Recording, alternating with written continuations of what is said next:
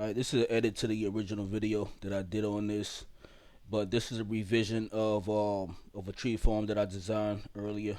I was having TPS issues, which is tick lag. It's basically caused the game to lag. I'm not gonna go into all the details about it, but I had to redesign the entire system because the lag was causing the deployers to not actually plant saplings on top of the dirt blocks. So this is the design that I came up with. I had a couple of issues with the machine initially when I was designing it because trees and whatnot were growing inside of the machine, so I basically blocked everything up so nothing else could spawn inside of it. And I need to place two more things right there so nothing else can grow inside of the machine. Got walls of saws. I didn't have this on initially, and each place where a tree can potentially grow and stop the machine from actually moving. I have a saw there, and this line right here is empty for this whole row right here. Anyway, down here, I had to redesign this entire system. I had a cart system set up, so this is basically a cart contraption, which is more transparent than a gantry shaft system, which is this. It basically is all solid blocks at all times. A lot of people won't understand what I just said is what it is. You know what I'm saying? Um, I changed it to a gantry shaft system. So this is the gantry shaft, this red pole right here, and this is the gantry carriage, and that's attached to this stone block. The stone block is attached to the rest of the machine. This clutch on it is basically a brake. This is a manual shut off right here. This is a gear shift. This gear shift rotates in one direction clockwise, and then if I give it a redstone signal, um, it'll power. It'll reverse itself and rotate counterclockwise. Um, that's what this system is right here. This repeater right here down to this redstone line and all of that. That's all connected over here to this Ethonian hopper clock, standard hopper clock or whatever. I have 4.5 stacks items in there. It's 2.5 items for 1 second. Uh, so that's what I got it calculated to be. So it gives me a couple of minutes. I forgot how I calculated it, but it gives me a couple of minutes or whatever. I have wireless redstone links on here. These are basically set into receive modes. That's the dial around a little redstone torch or whatever. And the channel is double log. You know what I'm saying? You can set different channels or whatever. And this is log in a wood block. You know what I'm saying? I also have another one up here for another manual shut off. This is for when you ride the machine. So there's 3 seats right here. So if I pull this lever, it's gonna set a redstone signal to this transmitter. This is in transmit mode because there's no dial, and this is also double log, which is gonna send a signal down here to this clutch right here. That's gonna power this on and turn this on and cut everything off. And I have it turned on right now, so this machine is entirely stopped, as well as this right here.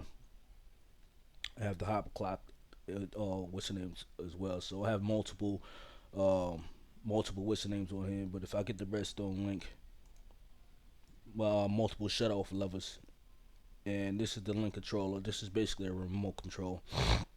Oh, I just finished designing this right here. This is the power system right here. So I took inspiration from a previous build right here, which is I had to stop actually working on this, collecting the resources to make this in order to redesign the farm and do a little bit of maintenance on the world as far as the lag goes. And I took a preemptive approach with my builds, so I have about 4 chunks of space in between my builds. I learned that from years of playing Skyblock, and where you need to space things. You know what I'm saying? How does you need if you're gonna make complex contraptions, how to space it out. Uh, I didn't know that I'll have a TPS issue though, so that means I just need to space it out a little bit further. Uh, that's also doing. It also has to do with the hardware that you have. Your actual computer, how much hardware you have, how much RAM you actually feed into the game and all that. But anyway, the power system right here is based off of that one over there, and this is just basically 20 small water wheels. The small water wheels I'm using because it's just easier to make the build a little bit more compact, and they're still good to use even though a lot of people don't use them. But you don't get as much lag from these as the big ones, if, at least what I noticed or whatever. But those These are dispensers right here, all wired up, vanilla redstone in the back, wired up down here, and they have water buckets in them. So when they get a resto signal, they'll trigger and spill out the water or whatever. Back here, these are just straight repeaters all the way down here. So the lines don't mix. This is like electrical wiring or whatever, so it doesn't mix or whatever. You know what I'm saying? Also, redstone signals can only travel 15 blocks, and then after that the signal dies or whatever. So that's the reason why I have a repeater right here, and that's connected to this right here. That's the reason why I had to make a double line of repeaters. This whole middle row right here. That's the reason why I had to make an extra row of repeaters, so I could send a signal to this one and send a signal to that one, and still have the signal being boosted by this repeater down here. Um, yeah, that's it, and that's the button to turn everything on. So I hit that. It's gonna turn everything on.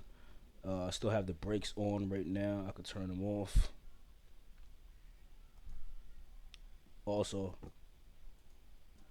this shows right here. When you go into the controller, how you have the what's the name set up. So if I press the up button, which is W, it's gonna be for the first my first frequency. If I press the down button, it's gonna be the second frequency. So first one should trigger this one right here. Second one should trigger this. Well, the first one should trigger this one. The second one should trigger this one. So I'll go bang. You hear it click. Bang. You hear it click. So now that the system is completely turned on, everything should be draining. When I hit this, there we go.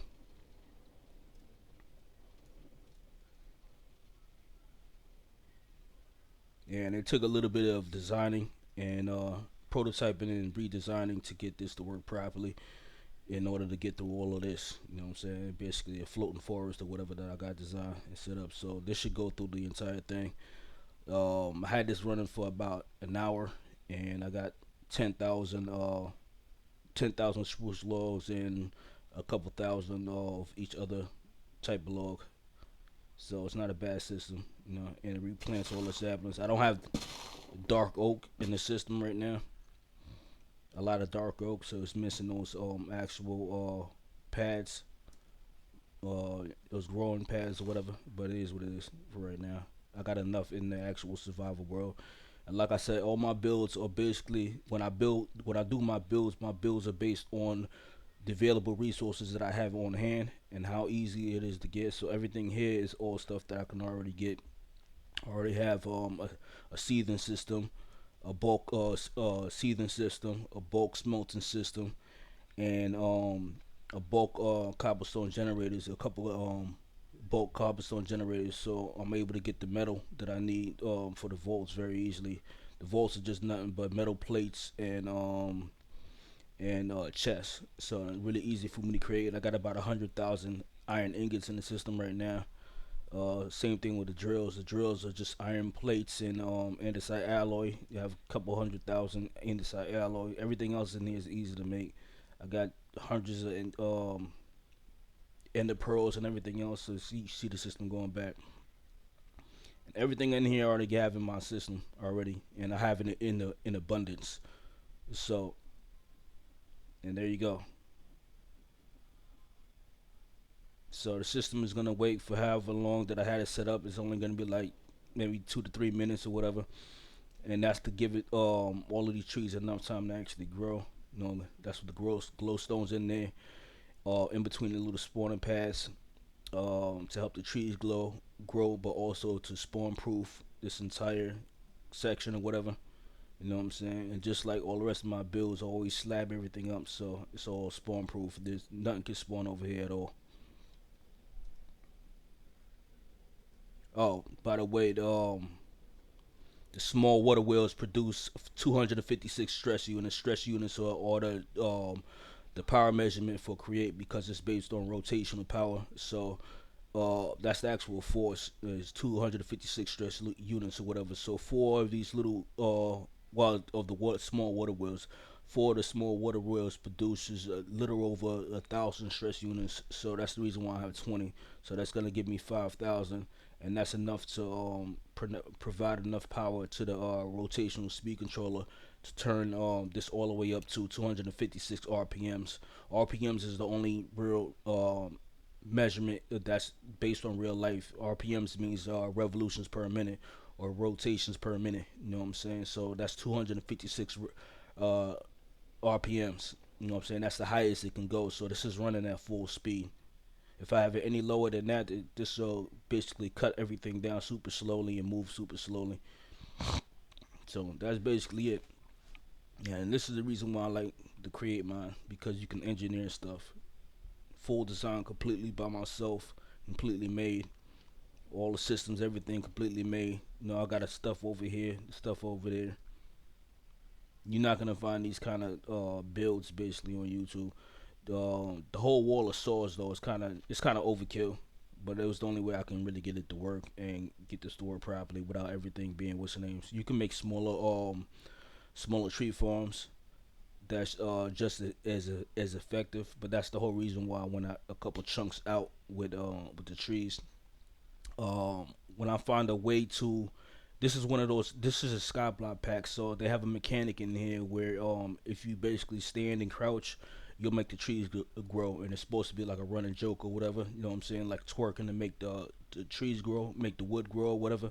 You know what I'm saying? So I'm see if they have any kind of block that's basically a fake player that can emulate a player standing and crouching, because that's basically bone meal. It's like a faster version of bone meal. It's gonna make everything grow super fast.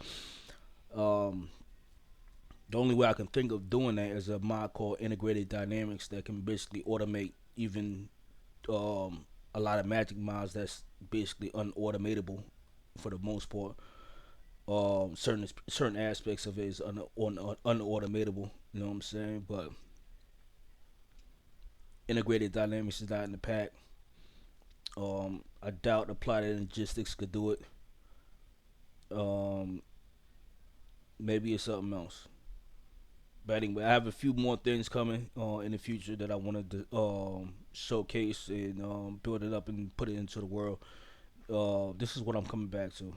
Yeah, I'm building this up first because this is essentially already built into the world. This entire system is already here. I just have to take off the front part with the saws, and I have to tear that down. I have to tear down the strips of what's the name that I have in my survival world. The strips aren't 6 chunks long. It's only like one chunk. I have to pull out the minecart system that I have set up already, and I have to install a gantry shaft. So this is real easy to set up. And then after I set this up, then I'm going to set up the big boy over here that I've been trying to work on. This is gonna get me to start working on the Greg Tech machines and stuff like that. And it's basically infinite free energy, basically. You know what I'm saying? That I'm converting from RF Redstone Flux in the EU.